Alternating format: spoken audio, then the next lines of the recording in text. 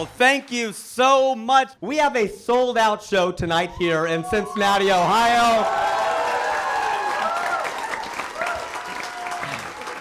We have a sold-out show tonight in Hollywood, California. Man, I guess that's what texting each of you 8 times will do. What you may not know is I was actually born outside of London, in Cincinnati, Ohio. It just sounds way better if you say it that way. I was born in Cincinnati. Well, I'm Hindu, so I was reborn in Cincinnati. I'm not really sure what I did in my last life to deserve that, but... I actually did not experience much racism at all growing up in Ohio, and I can't believe that people are still racist. That is so gay. What's crazy is that if you grew up amongst a lot of white folks as an Indian person, sometimes you were referred to by members of your own race as an almond. Some of you know where I'm going with this. Because you are brown on the outside and white on the inside. And I was like, all right, that was not offensive at the time. In the 80s, it was a long time ago. But I prefer the term coconut, because we're hairy. Hey, Indians are hairy, man. The men, too.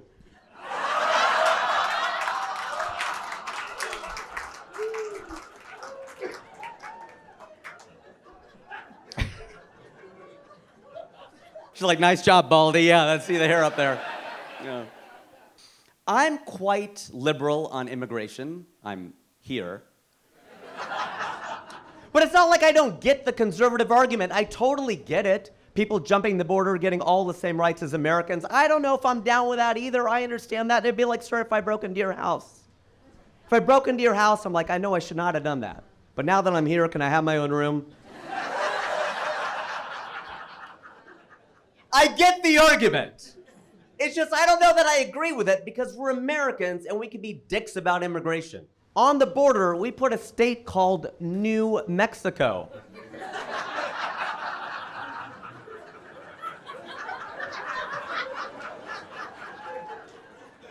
The dick move. Especially when this is old Mexico. We're taunting Mexicans to come over here. When the British divided India in parts, if they would have called Pakistan New India, my dad's side of the family might have stayed over there. Because we're Indian, we're just looking for a good deal. Same price, newer, we'll stay. I actually did not think I would become a full-time stand-up comedian. I went to school to be a doctor, because obviously. After I graduated, I went to go work at P&G. Nice transition.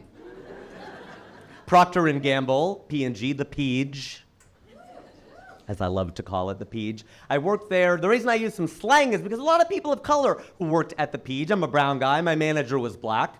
Well, he probably still is. I just haven't seen him in a while. That'd be weird. Calvin, what happened?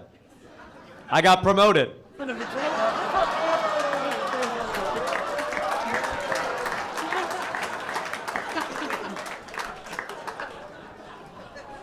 Screw you, that's funny.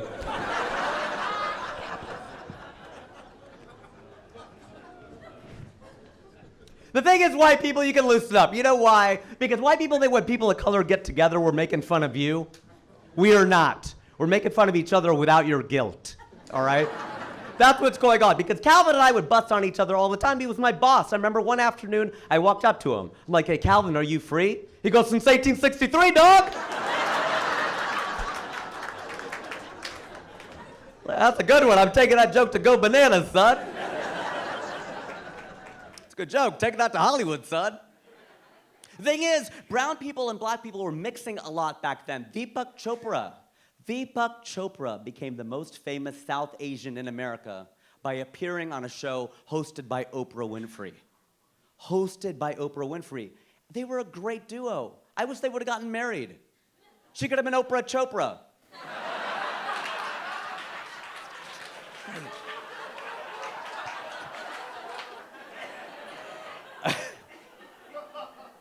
Calvin belonged to the, as it was called at the time, the African American Affinity Group at the Peach. And I belonged to the Asian one. And I almost didn't join it because they were rushing me to join the Asian Affinity Group at Procter & Gamble. And I said, well, I don't really know about that because y'all are mostly East Asian. I'm South Asian. But they're like, all right, well then don't join the group. That's your loss because the company is paying for us to take a 4-day, 3-night, all expenses paid trip to San Francisco. I'm like, I'm Asian. We're all the same, right? We say namaste, you say ni hao. We can combine them, namastao. I can head nod and bow at the same time. I'm in, let's go.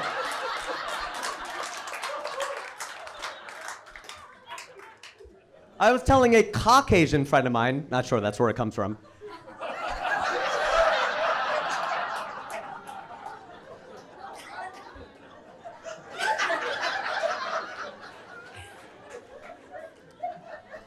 All right, I told my white friend, I go, look, we're doing all this stuff. He goes, I don't think that's fair, though. I don't think that's fair. How come you guys get these, all expenses paid trips to go to the coast and all this stuff? You get to meet the CEO. You get put all the Latinos in the room at the same time, all the blacks in the room at the same time, all the browns in the room at the same time. He's going on and on. He goes, I can't put a bunch of white people in the same room at the same time. I go, yeah, you can. It's called a board meeting. Chill out, white people. Still your country, all right? Chill out. It's okay. Things were going well for me at the Peach for 6 years, and then I turned 30, and I flipped out. I realized I had spent my entire life in Ohio. I took it really, really hard, and the people said to me then, and they still say to me now, age is just a number. All right, fine. Then your weight is just a number. Your height is just a number. Your credit score is just a number. Your cholesterol is a number. Your blood pressure, those are just numbers, right? But numbers have value, which implies they have meaning. They mean something. Like, doesn't it already feel like this year has moved so fast? It's shorter than any year so far, right? Well, there's some math to that. I'm going to break it down, all right? My son, I have a son, by the way.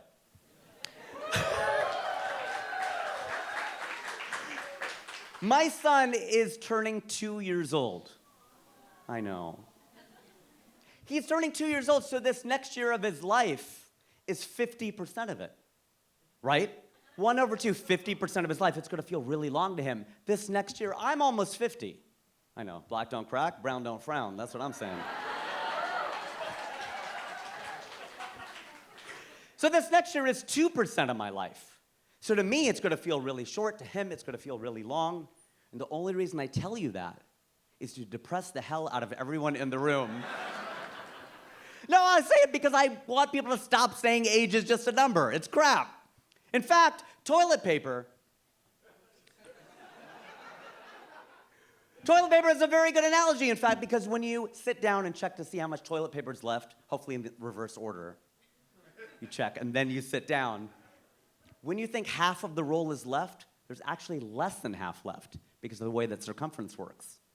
Think about it, right? There's more on the outside than there is on the inside, like people in LA.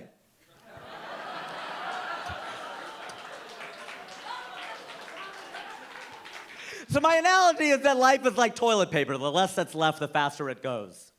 I'm not sure when this turned into a TED Talk. But that's okay. I turned 30, I flipped out, and I moved to California, moved to Los Angeles, specifically to be a full-time comedian and an actor. I am an actor. Although you haven't, yeah, sure, no, thank you. You haven't seen me in anything, so I'm like an auditioner. I actually booked a very weird role recently. On Netflix, there's a show called Indian Matchmaking. Some of you will know this show, and not only the brown people, a lot of people know this show, they're watching it. They now have Jewish matchmaking, they're expanding it into a franchise. And if you don't know the show, or even if you do, it's about Indian matchmaking. It's a very coy title. So I actually do the audio description for the show. Some of you will not know what that is. I will explain. If you go in Netflix into settings, and turn on audio description. I know it's hard to say, Mom, I made it, when you have to tell them to go into the settings. But it's for the seeing impaired. It helps them hear what's going on. You narrate the show. It's really kind of a crazy thing. It's kind of cool to be able to do this. I don't know. It's the role that I was able to book. But that show cracks me up. Indian matchmaking cracks me up. If you've seen it, or even if you haven't, the star of the show is someone named Seema Auntie. And what her job is to connect South Asians together romantically, and she is right about 0% of the time. That's a strange premise for a show. It'd be like turning on SportsCenter. Here's all the shots Steph Curry missed last night. I don't want to see that. I want to see my boy traded from 10 feet behind the three-point line. It's crazy. But she'll say that stuff. She'll criticize, especially the women. She's a little sexist. Seema Auntie. She will say to the women, "Mia beti, you have too many criterias." She takes this word criteria and she makes it even more plural.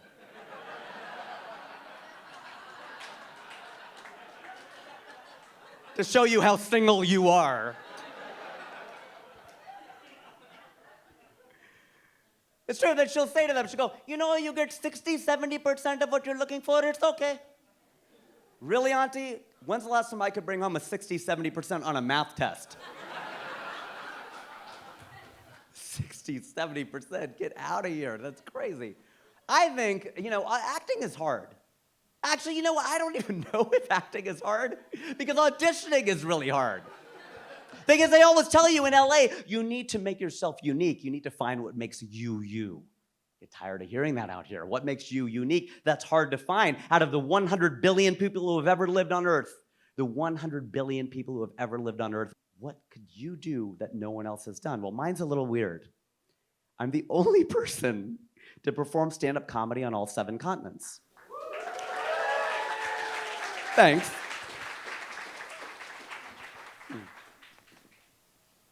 It's a little random. I'm gonna tell you how I did it. North America was easy. I'm doing it again right now. Asia was easy because of that white guy who told me to go back to India. That was the gift that keeps on giving. And India was really cool, man. It was a really, really cool thing. I went over and did a tour called Make Chai Not War. And I'm Hindu. One of my best friends, Azhar Usman, is Muslim. And we were thinking, you know what, we agree on so much, right? We watch the same movies, we listen to the same music, we laugh at the same jokes, we agree on everything except for the final destination of our souls. But we're like, you know what, maybe what we could do for Hindus and Muslims, since there's so much conflict, we'll start a comedy tour. And we're like, if Hindus and Muslims can laugh together, maybe they can live together, and you see what a great job we did with that. Problem solved. The US government, you may or may not know this, the State Department actually has a program where they send American entertainers overseas to endear America to countries while we bomb their neighbors.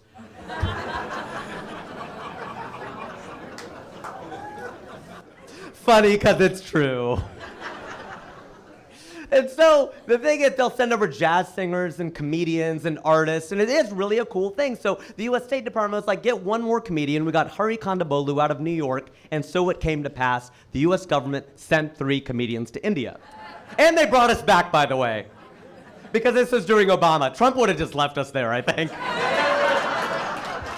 Got rid of 3 of them.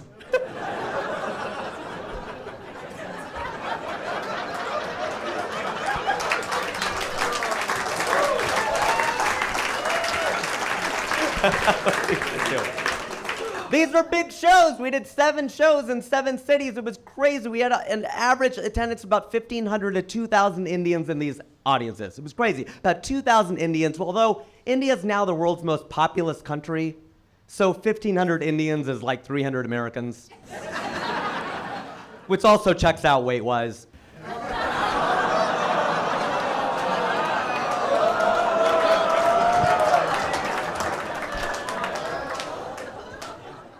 We landed at the Bombay airport. Well, okay, let me canvass this for a second because we got quite a few people who may have been to India. Do you say Bombay or Mumbai? Round of applause if you say Bombay. Round of applause if you say Mumbai. Oh, okay, we got a younger crowd. That's what that means right there, all right? I remember I ate at a restaurant over in that city, and it had a sign. And the sign at this restaurant over there read, Mumbai is the location, Bombay is the emotion. Ooh, I like that. I'll roll with that. I like that, right? So we landed at the BOM airport. We go in, and there's so many people there, you never quite get used to it. There's a labor surplus because of the sheer number of humans. We land, we go in, and 8 people checked our passport. I don't even think 6 of them worked there. Some of them didn't have a stamp or a stand. It's like, passport de do, passport de do, passport de do. 8 times in a row. I'm like, that guy, I think he's an Uber driver. What is he doing with my passport? So we get in the car, and actually we find out very quickly that he's a Hindu driver. And you can tell that he's Hindu because he has a Ganpati on his dashboard. Not everybody's gonna know what a Ganpati is. A gun? No, that's Texas. A Ganpati is a little statue of Lord Ganesh, one of our gods. And Lord Ganesh is the remover of obstacles. And yet the traffic.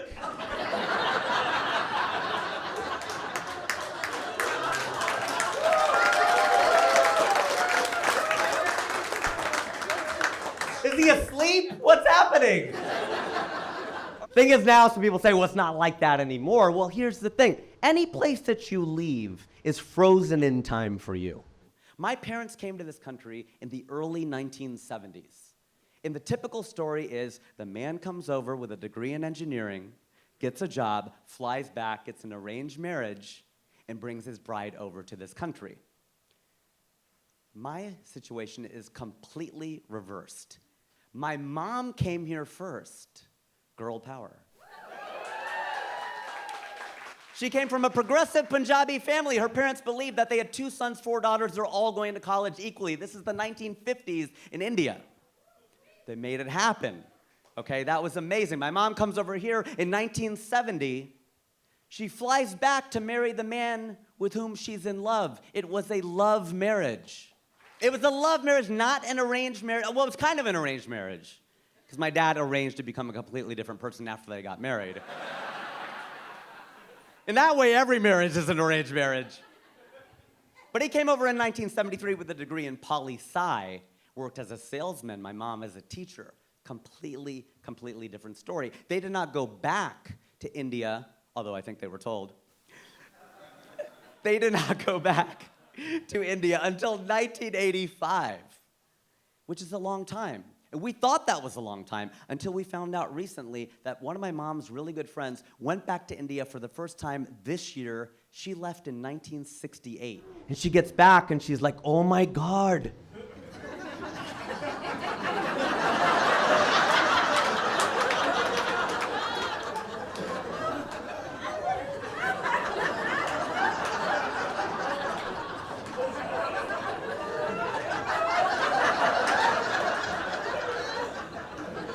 India has changed so much. The boys are so respectful now. I used to walk down the street, they would whistle at me, they don't whistle anymore.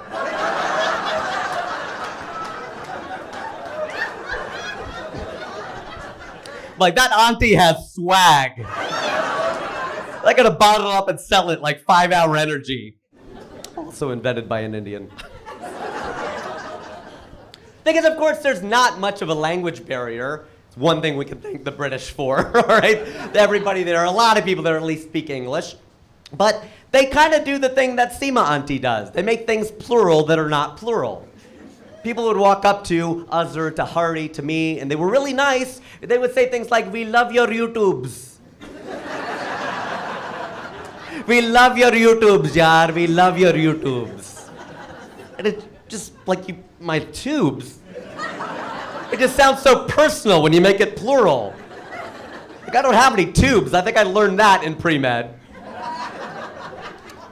So Indians love to make things plural. The Chinese like to make them singular. I don't know if it's the one-child policy or what it is. But we were in a Chinese restaurant in Hyderabad, and I had to go to the bathroom. So I'm standing in line, and I see a sign, and it doesn't read men. It reads man.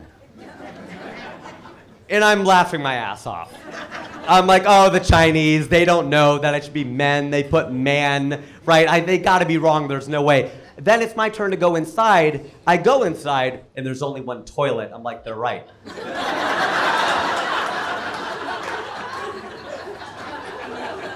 It's man. You can fit only one man in here at a time. The Chinese are always right, damn it.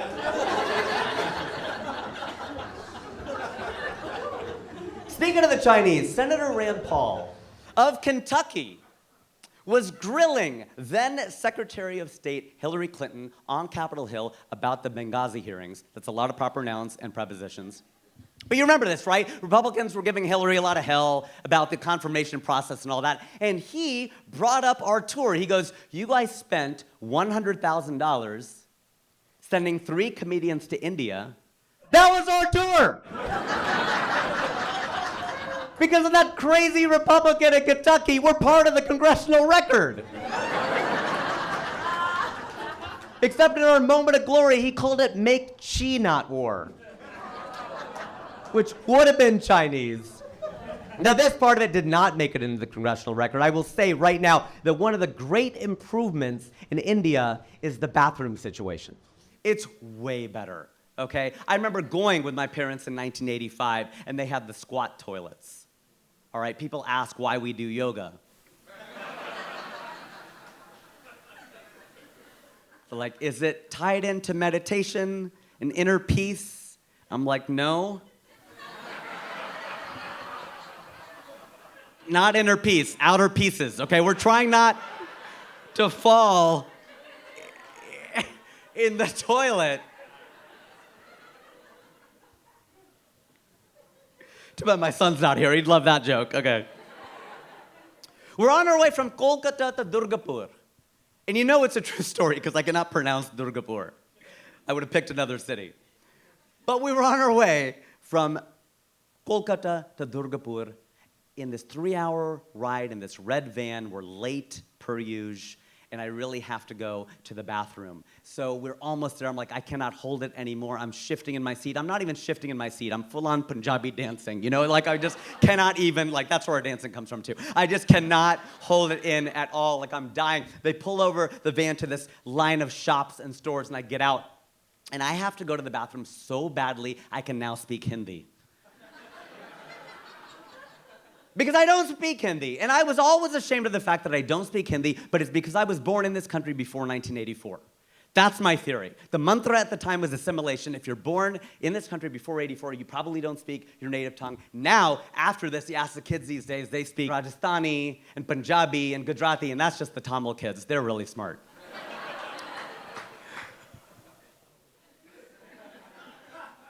But I walked up and I asked this guy, I was like, washroom kahan hai? Washroom kahan hai? You may know this about South Asia. Nobody's gonna tell you where anything is. I've never had anybody tell me where anything is located. They're just gonna tell you where the next guy is standing. Who's gonna tell you where the next guy is standing? Who's gonna tell you where the next guy is standing? And that's the great thing about having 1.4 billion people. There's always the next guy standing. I get to the end, it's like swinging through the jungle like Tarzan on vines, and they keep appearing. This is why South Asians are so good at the internet. Before it launched, this was our network, okay? We're getting all the way to the end, and I see this guy standing there. I'm like, washroom kahan hai? He points at a sign. This time, it does not read man. It does not read men. It reads gents. Gents. Gents. For gentlemen. I think this is going to be a nice bathroom. I open up the door and it takes me right back outside again.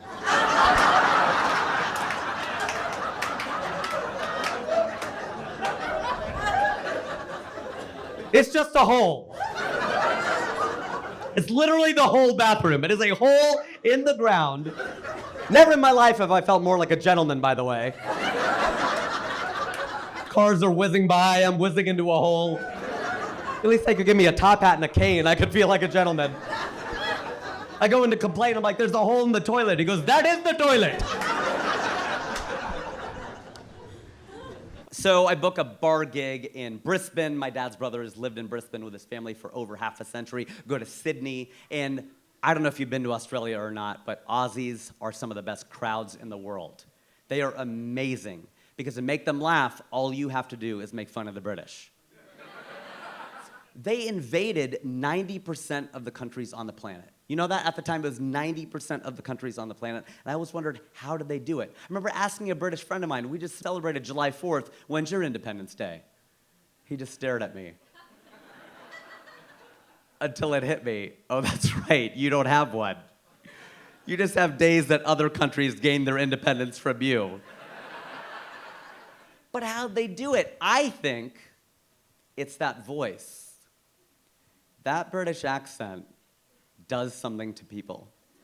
We're either intimidated by it, we're scared of it, we find it sexy. Something's going on with that voice. It just gets people. The thing is, we kicked them out of the United States over 200 years ago, and we invited them back in when we needed judges for American Idol. And America's Got Talent, and Top Chef. Because it sounds better coming from them. We still want them to judge us. Why is that? Why are we seeking we broke up with them. They should be seeking our approval. But I guarantee you they are not. You were never gonna see the Great British Bake Off hosted by Larry the Cable Guy. You can use the British voice to your advantage. If you ever need a late checkout from a hotel, use the British voice. Because Azhar and I were in Hyderabad, and we've been talking and solving the world's problems till 6 in the morning. We realized we need a late checkout. We can't really do a great British accent. We call up Mo Ammer, a really good friend of ours. And he's in Cairo. We put him on FaceTime. We call down to the front desk. He can do a spot on British accent. I can't. I'm an Indian guy doing an impression of a Palestinian guy doing an impression of a British guy. So Polaroid in the sun, okay? It's not gonna be quite as good, but he goes, cheerio, could you just be a dear? And do you mind giving us, our flight got rerouted through Spain. Is there any way maybe you can give us like a 4 p.m. checkout? He asked for a 4 p.m. checkout. And we got it!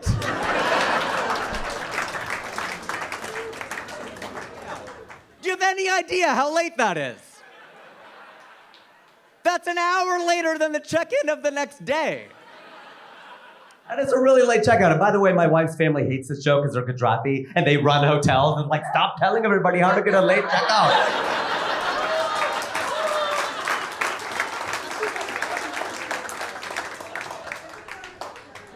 It's because everything sounds right in that accent. If I say to you right now, sir, 2 and 2 is 5, you're like, no, it's not. But if I go 2 and 2 is 5, love, you got to think about it. That's right.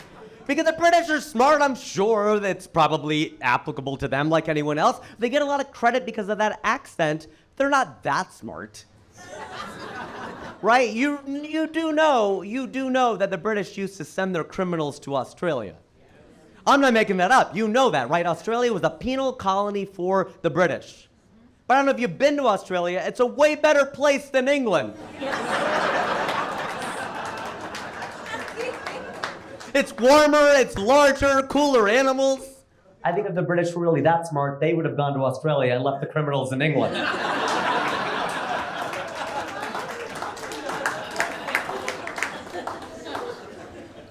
So true. Needless to say, the Aussies ate that up. And while we were planning the trip, we thought, while we're in the area, we'll go to Africa.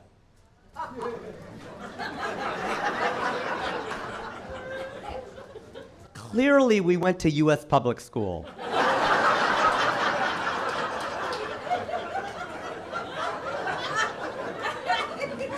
And if you're not laughing, so did you.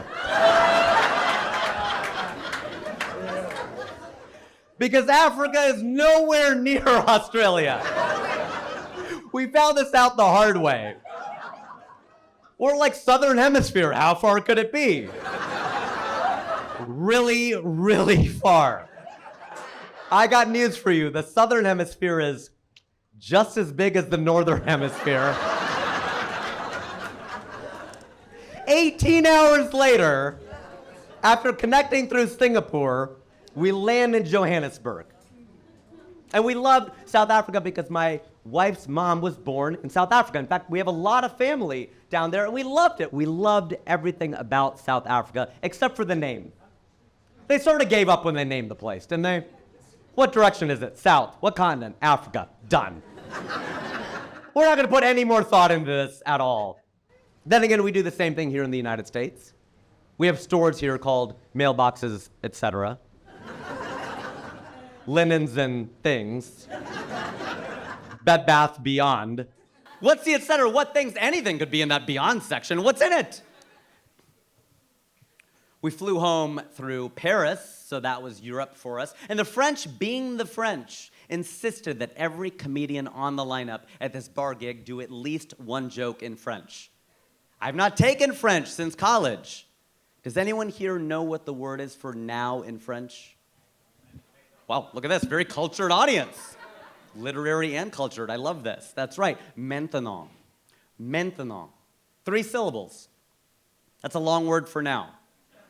By the time you get finished saying maintenant, it's no longer maintenant. They like that one too, okay. Good, glad, good. I find out that there's a group of people, API, this is a bunch of South Asian doctors, but they don't call it SAD.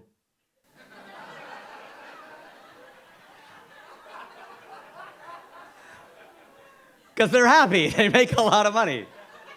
Make a lot of money. I think my doctor's here tonight. They make a lot of money, I'm telling you.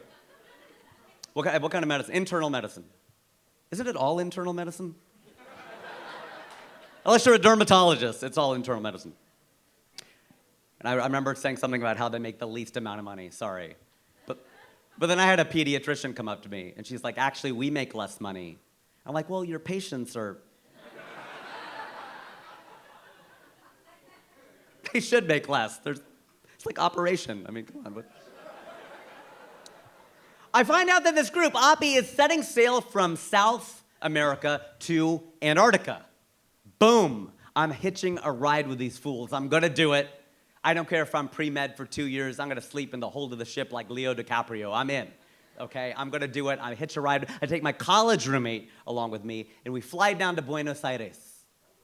I've been in Buenos Aires for 45 minutes, and I realized I really screwed up by not being born Latino. So close. The laid-back vibe, the beautiful people, the delicious food, it was incredible. I do this bar gig, it goes really well. And by the way, how am I getting these bar gigs? It's because when you're a comedian, you're sort of in this society of comedians. Like, you can hook each other up with this stuff. And comedians can be totally racist. We don't care. We have no line. So I hit up every Mexican comedian I knew. I was like, do you know anyone in Venezuela? And then they gave me people in Argentina, and that was it. So, fly down there, do the gig, and it went, well enough that the crowd decides to take me out in Buenos Aires. I don't know if you've been there before, but it was incredible. I always thought Latinos were kidding when they said that they go really late. And everything starts late, goes late. I'm like, they're exaggerating. There's no way. Dinner at 11 p.m., bar at 12 a.m. We try to go to a club at 12:30. It's not open yet. This club opens at 1 a.m. We go for a drink, come back at 1:30. It's a line 50 people deep. We go inside, we dance till 5 in the morning. It's a Wednesday. So I have high hopes for tonight. Hungover, I board the ship for Antarctica. Okay, I get on the ship, I'm gonna do it. The reason my wife did not go on this trip is something called the Drake Passage. Anyone know what that is? The Drake Passage is the roughest seas in the world. It's 600 miles of water where ships can pitch up to 40 feet. My wife was like, no thanks. Rajiv already rocks my world hard enough.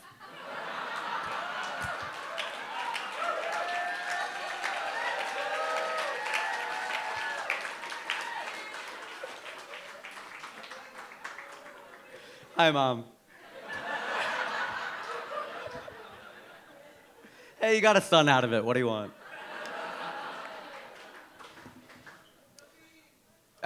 Yes, Naveen. We'll get there. So to even imagine what that's like, 40 feet, are you kidding me? You have to go back to math class in the X, Y, and Z axes, okay? Because you are a point in space, and the ship is rocking back and forth. It is rolling side to side like Axl Rose. By the way, that's where rock and roll comes from. And it's also pitching up and down. So you are a point in space doing this, and the only way to make that even remotely bearable is drugs.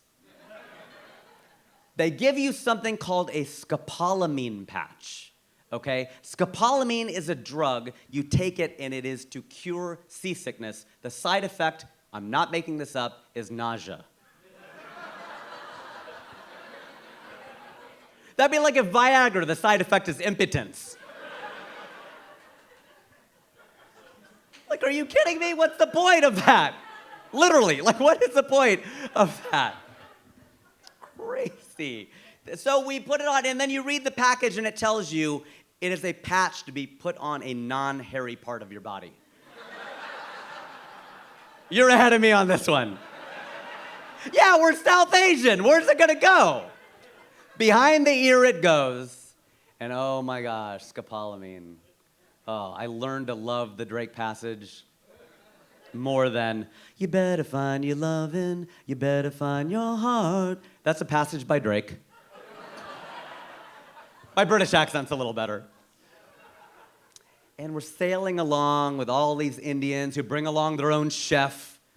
South Asians cannot be without our cuisine. I tell you, they put the tikka in Antarctica.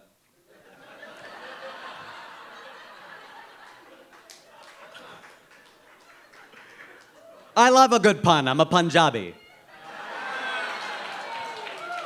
As we approach the continent, I begin to fret because it turns out they decide to tell us now, no company can promise you a continental landing. What? And they go, it's in the terms and conditions. I go, that's like a Droid or an iPhone. Who reads that stuff? You just scroll to the end and hit I agree. Are you kidding me? They go, no, because the ship goes in, and then because of the water, there's no landing docks. Antarctica is not a country, it's a landmass. So you have to wait for the water to smooth out, and it doesn't always do that. Luckily, our crew consisted mostly of Europeans. And if anybody can figure out how to invade a landmass,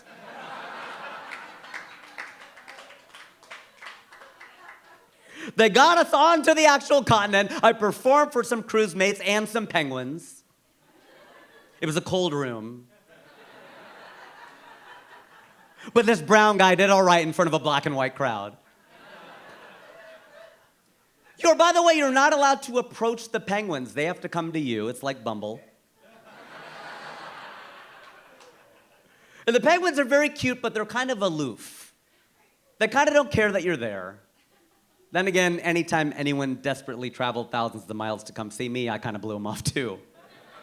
We come back through South America, and I miss Christmas with Hersha.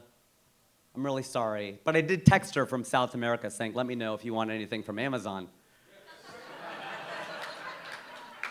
I'm on bottom of the world. I don't know.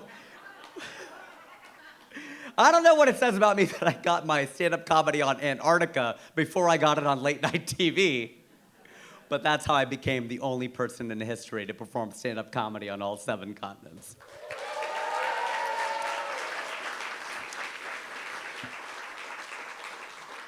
You guys are an amazing audience. I feel like I don't even need to do the punchline of the joke.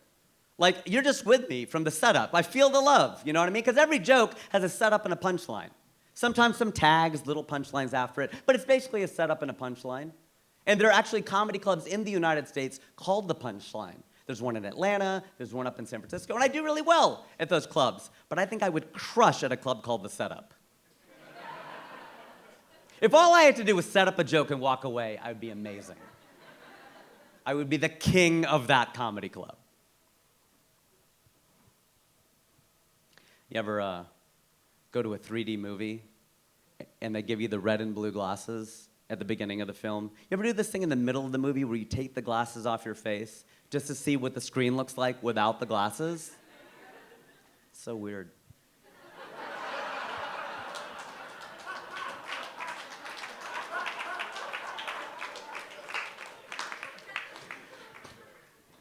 You ever,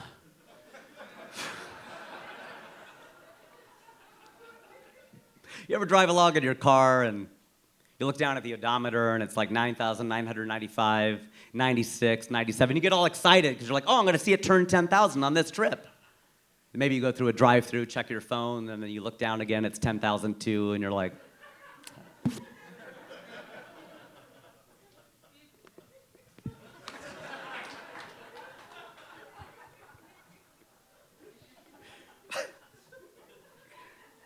so stupid.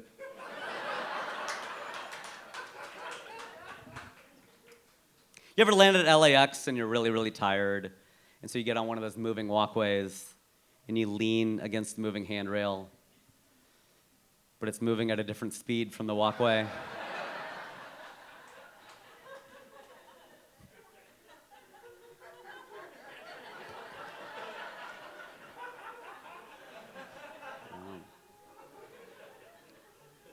You ever sit on your couch at home and you're texting somebody and you're watching TV and you text a word and they say the same word on TV that you just texted and you're like, oh!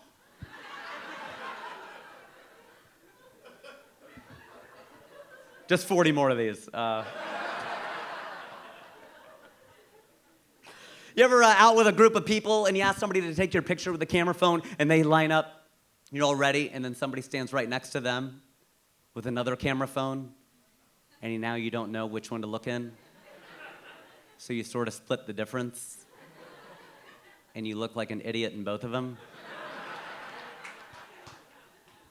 That bit is so dumb, but I love it. It's hard to go back to real jokes after that. I thought about it, though. I was like, what is the dumbest thing you've ever heard? Like, the dumbest thing you've ever heard. I got to go back to high school geography.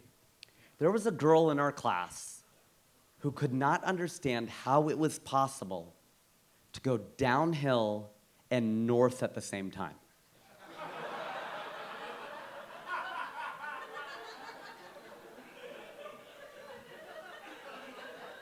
We got out a map, and she's like, but that's down. We're like, Becky, her name was Becky. That's south. It's a 2D representation of a 3D concept. We're getting out globes and compasses, and she just doesn't get it, bless her heart. But if I gotta be honest, I can feel pretty stupid too. You know what does it to me? In LA especially, parking signs. Oh my gosh. Did anybody park out here tonight? Oh my gosh. I came here for a rehearsal on Sunday, and I pulled up with my car, and it's just so confusing, and there's so much pressure because of the traffic, you just lose 50 IQ points. You just can't read. You pull up with your car, and you're like,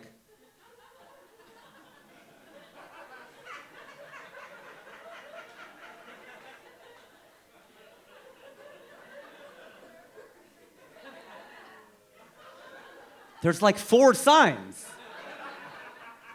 The whole pole is covered. What do these say? Street sweeping Tuesday, 7 a.m. to 9 a.m. Is it Tuesday? I know it's not Tuesday. Why do I do that?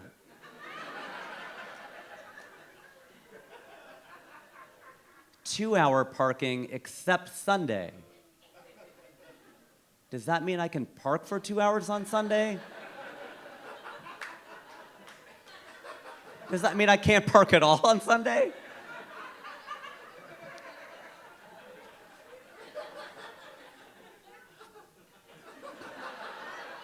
Parking till 12 a.m. Sunday. Is that tonight? That was last night, right? Oh, it's a permit zone. You get all the way to the bottom. Doesn't even apply to you. The other place I feel totally stupid is in the post office. You hardly ever go to the post office anymore. So when you walk in, it feels like this foreign land, right? I walk in there, I'm standing there with my letter, and I'm like, what the hell is going on at the U.S. Postal Service? No wonder the government can't keep track of these documents.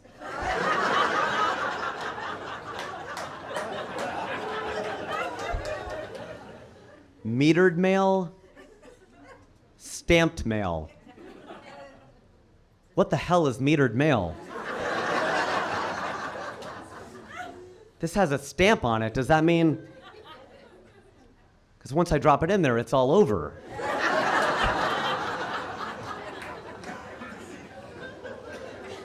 "16 ounces or less."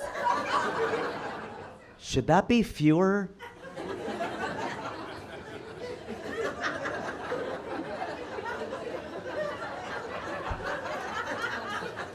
How much is 16 ounces? I'm not standing in that line. I know I drink 12 ounces of beer. Is that the same? That's fluid ounces, right? I knew I should have smoked pot instead. Yeah, bro, that's an ounce.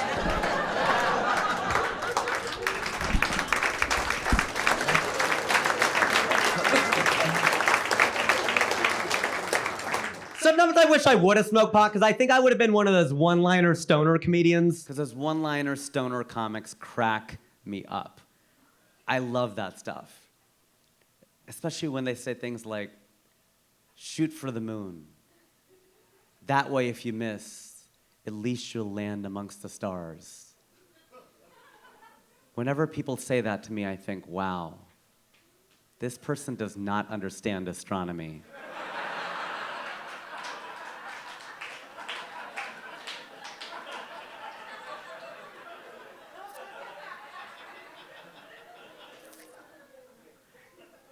I'm thinking about getting one of those "Jesus is my co-pilot" bumper stickers, just so I can use the carpool lane.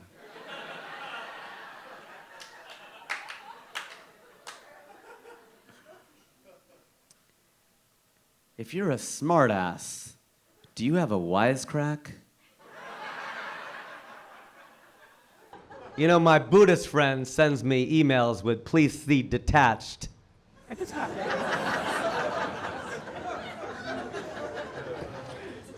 I went to an Amish wedding and they all did the acoustic slide.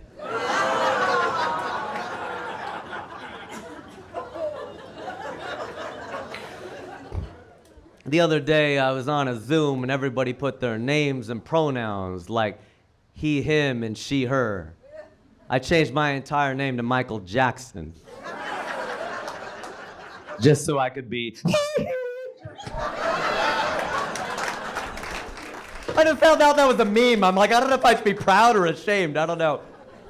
I loved Michael Jackson, man. I grew up on Michael Jackson. Yes. It wasn't just the little boys. He touched us all. And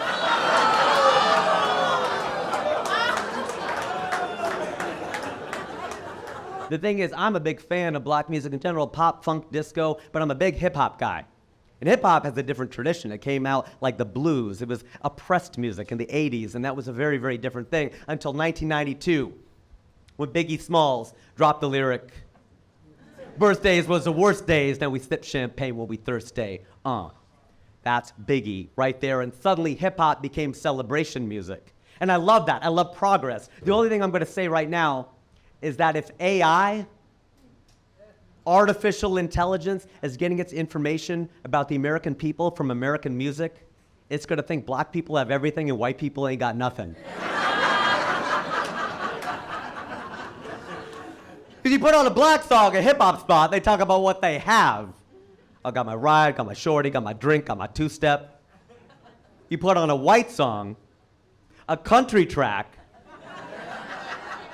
they talk about what they don't have. I lost my house, I lost my car, I lost my girl, I lost my dog. AI is gonna be like, please share something with these poor, broke white people.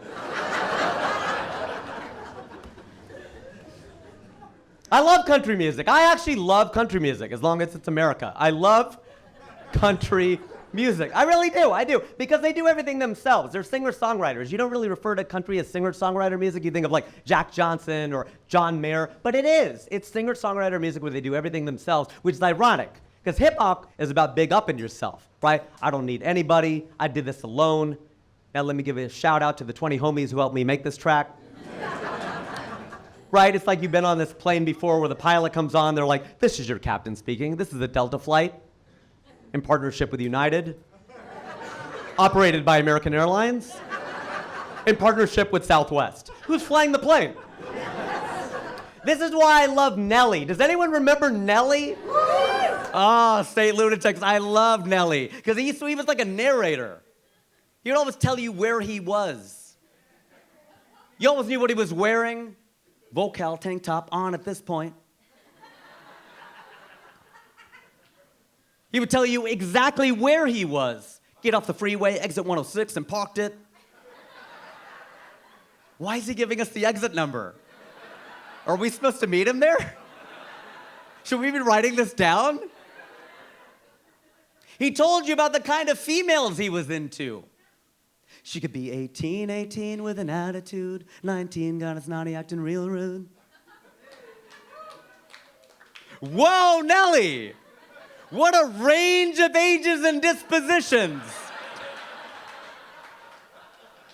She could be 18 or 19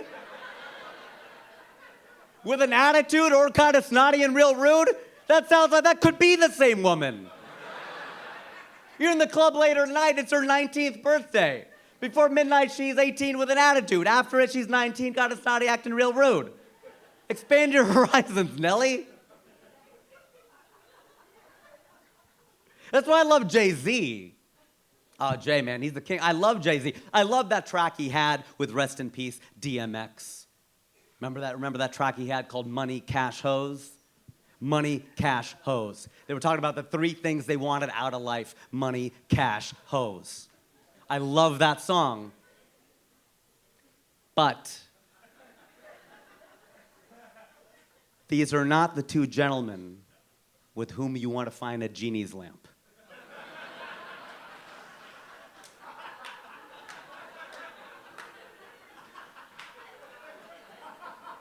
You rub it, the genie pops out, you get 3 wishes. We'll take money, cash. You dumbass, that's the same thing. Just get some hose and go home. Hose. What a word. You don't hear that word much anymore. That's probably a good thing. Because I remember the House of Pain song. Remember that? House of Pain? They had that song called Jump Around. And he goes, I'll bust him in the eye, then I'll take the punk's hoe. It's kind of aggressive. I was an innocent suburban kid. So I thought he was saying, I'll bust him in the eye, then I'll take the punks home. I was like, well, that's nice of him. You get your ass kicked, but you get to ride to your house. So I was telling you about how I moved from Cincinnati to LA. That whole thing was a tangent. Because I'm a tangent.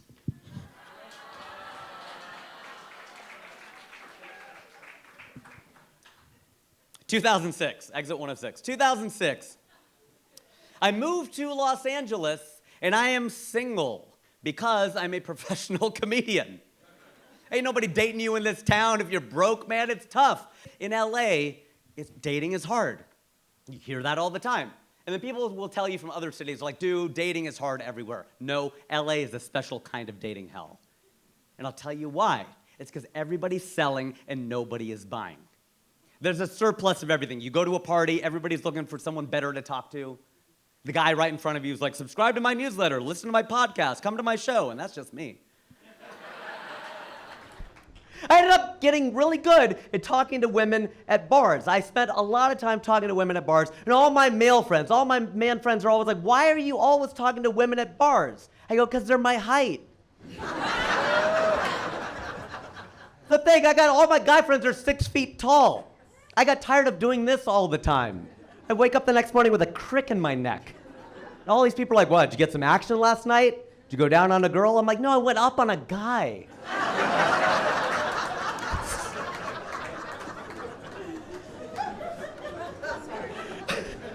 I actually went on to date every race of woman, and I think that's important to do in America, because this is the United States. It's diverse, it's the home of McDonald's, Happy Meals, collect the whole set. Get out there and date, man. You could do that here because that is unique about America. It's true. There are over 200 countries. Most of them have no diverse cities at all. None. And some of them have 1. France has Paris. Some of them have 2. Spain has Madrid and Barcelona. The United States has like 10 of them. LA and San Francisco and Miami and New York and Cincinnati, Ohio. Get out there and date, man. Sample, that's the thing that you should do. Because I told a friend of mine that. I go, that is my pet peeve. I don't like areas of land that have all one kind of people. And he goes, so you hate countries? I'm like, that's right. I hate countries and I love mixed people. I love mixed people because they're so hot. It's true, right? And a friend of mine tried to get in on that recently. She goes, oh, I'm mixed. My mom's from Pakistan. My dad's from India. That's not mixed. That's just the British getting pissed off and dividing our country in parts.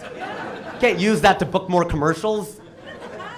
Can't be like, oh, my mom's from Vermont, my dad's from New Hampshire, I'm mixed. No, you're super white. That's not a thing. But some of my friends are very specific and very particular about the kind of women they say they date. They say they date only black women, they date only brown women, they date only white women. To me, ladies, you're all beautiful. I mean, the pretty ones. Well, some people say that's mean. I'm like, okay, first of all, I'm kidding. Second of all, I don't make the rules. No, I'm not a chauvinist, but when I go to strip clubs, I don't give the girls dollar bills.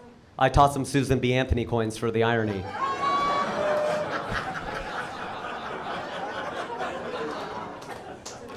I actually met my wife on OkCupid. And she is from Austin, Texas. I was in Los Angeles, California. So people want to know, well, then how is that possible? How was she in Texas, you're in California? How'd you guys meet? Well, you might know that you can go into the settings.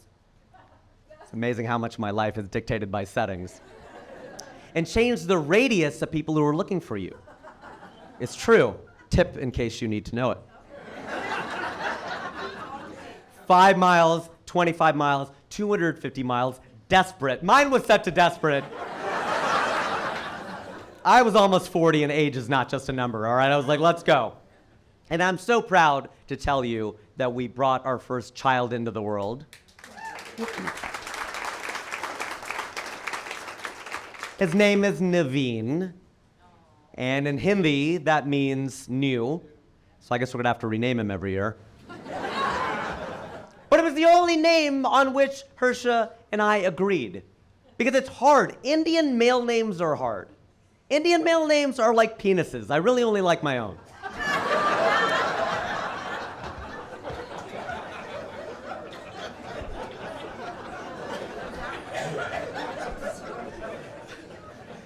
So Naveen was born in Los Angeles. Well, he was reborn in Los Angeles. And he was born in the year 2021, which makes him a COVID baby. The great thing about having a COVID baby is you know it's yours.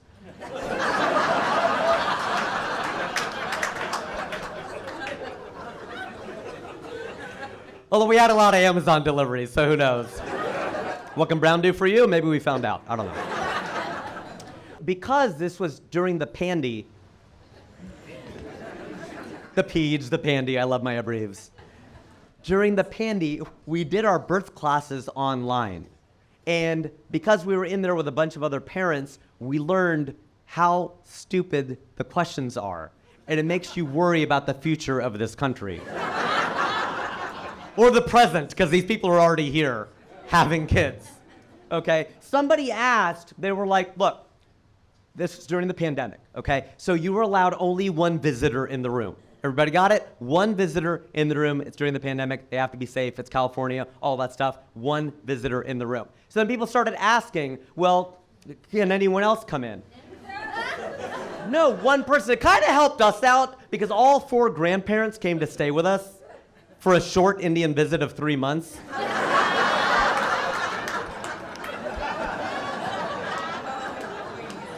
A friend of mine asked me, he goes, are you coming to the point where you're ready for them to leave? I'm like, no, don't say that. We're well past that point.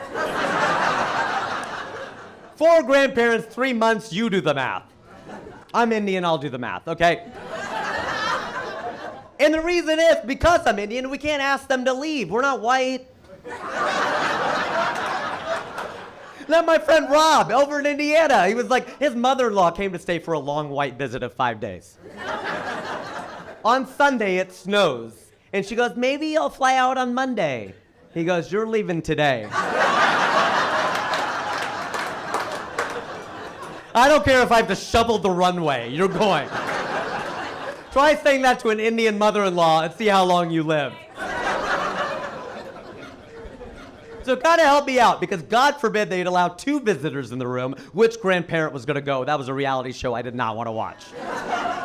I'm the dad, Amazon deliveries notwithstanding. And so I'm going in. And then people are mad. They're pissed off because their grandparents came to town and they wanted to come in. And so they type and they yell into the computer and they're just like, oh, well, does the doctor count as a visitor? No, the doctor doesn't count. She's at work. She's not just hanging out with us.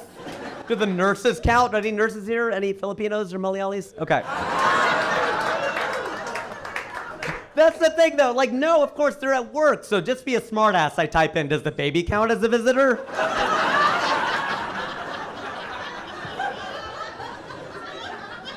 Could you imagine that bit? Naveen pops out. Sorry, buddy, you gotta go. One at a time. Oh my gosh. And then somebody asked a question that I will never get over as long as I live. This guy goes, when do we use the for? Like, what?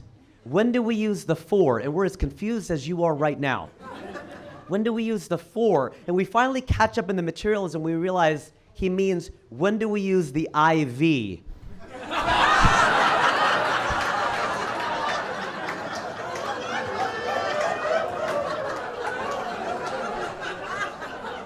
Who defaults to Roman numerals? The guy who names the Super Bowls? Like, well, what are you doing? Eventually, we found out that Naveen's blood type is B positive, and as Asian parents, that's the last B plus we let him get. But in this day and age of modern technology, it was great seeing the child develop in the womb. That's a really cool thing, because of tech, you get to actually see the child develop. You see the little fingers, little toes, you see the head, you see that spine. And it's great when you see that spine, because you know he's not going to be a Republican.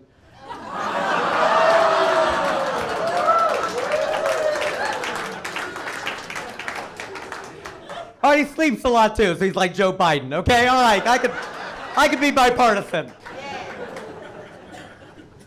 I'll leave you with this.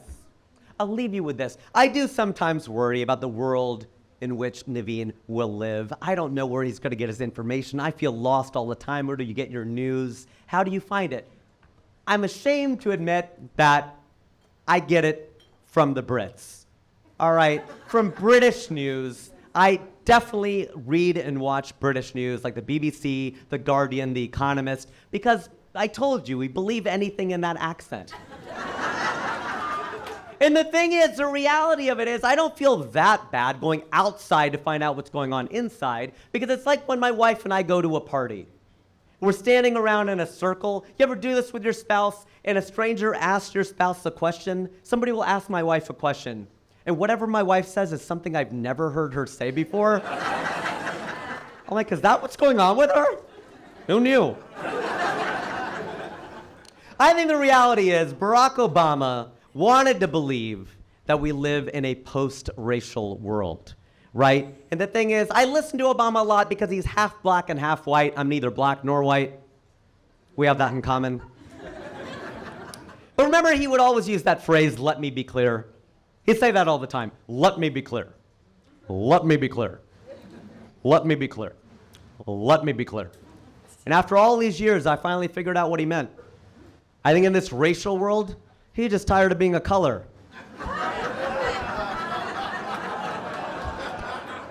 It's like, dear Lord, I don't want to be black. I don't want to be white. Let me be clear. And I got to clear out. You guys have been a lot of fun. Oh, my God.